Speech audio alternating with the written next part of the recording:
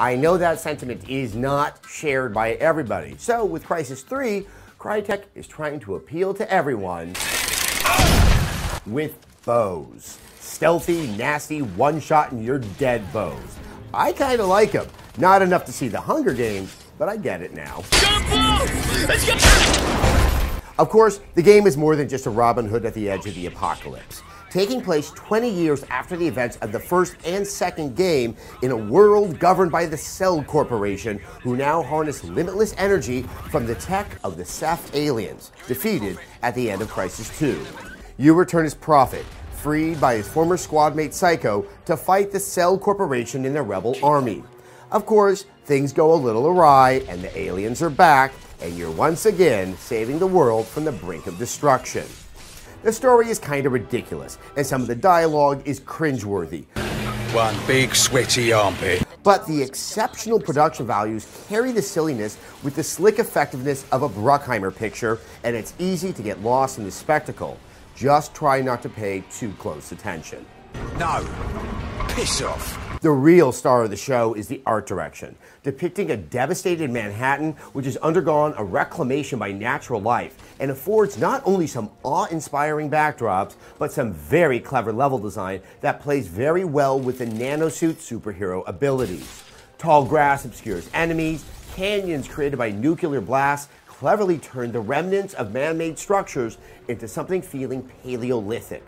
Much better than Crysis 2, the design feels better integrated into the game and kept me far more engaged and intrigued, assuming the sun is out. While technical aspects of the lighting are undeniably impressive, when the game is dark, it's really dark, with light sources further obscuring everything around them. In theory, it adds tension, but at some point, you just want to know who is shooting at you and how to exit a level to reach the next one. The gameplay and controls are largely unchanged from Crysis 2, and if anything, they're more refined. Your HUD helps identify threats and opportunities, and a new hacking minigame lets you turn turrets to your advantage. It's the ease and speed with which you can exploit all your power fantasy tools that keeps the pace of the game snappy, which, coupled with the improved level design, rewards experimentation and mixing it up between stealth and Rambo playstyles. But what about that bow? In a thoughtful addition to give more breadth to stealth play, the bow doesn't reveal Prophet's location and drops most enemies in one hit. It may sound overpowered, but the ammo is limited, and it's remarkably satisfying and manages to be a get-out-of-jail-free card when nothing else is working, or when you just need to feel better than the AI. You like it now? I'm coming around. With all this in place, the game really hums until it completely runs out of ideas. The final third of the single-player campaign just abandons all of the clever level design. At times, you're just driving through an open area that's oddly and strangely depopulated. Suddenly you're doing things in threes as you do in so many other games out there. You know, if you've played any sci-fi shooter, you're going to know what happens at the end of this game. It really is a shame because Crysis 3 starts off so strong and so promising. No, shit. What are they thinking? Multiplayer is also mixed, but does have some high points, in large part thanks to the level design that takes from the best of the single-player game with myriad places to hide and jump to.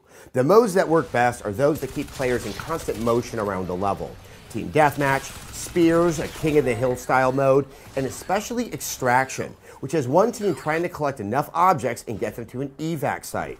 It not only requires teamwork, but keeps the teams in a covering and active position and really shined in all the levels I played.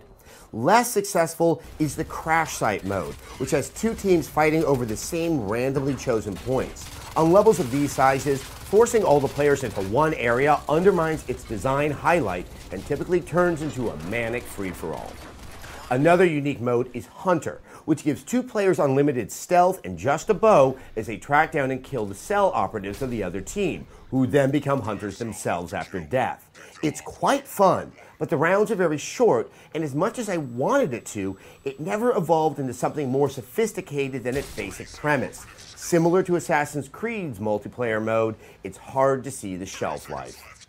Crysis 3 comes so close in its single-player campaign to finally equal the game design with its technical prowess, but can't maintain the imagination to see this short game through to its conclusion.